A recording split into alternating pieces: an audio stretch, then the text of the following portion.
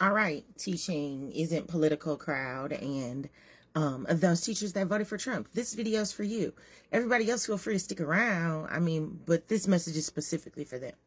So, question for you. How are you going to avoid the politics of the next 4 years that are going to occur in your classroom space? Specifically, two things that are starting as early as tomorrow. First things first, Donald Trump is going to sign an executive order today proclaiming that there are only two biological sexes, as well as halting diversity programs at the federal level. But that first part is particularly important to our trans and non-binary students. There will no longer be gender inclusive bathrooms if the government decides to only recognize the two biological sexes, as well as removing the designation for gender and changing it solely to sex will directly impact our students as well. And up next on the political docket, we have ICE raids that are going to start as early as tomorrow in these states and cities listed below, as well as other places. So again, my question,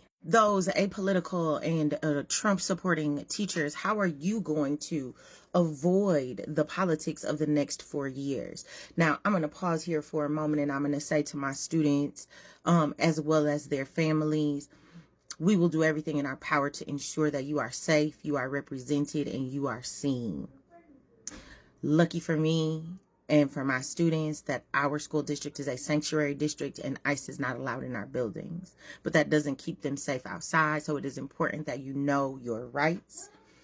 Please look them up. They vary from state to state. But again, for the teachers who believe that politics don't belong in the classroom, what are you going to do now?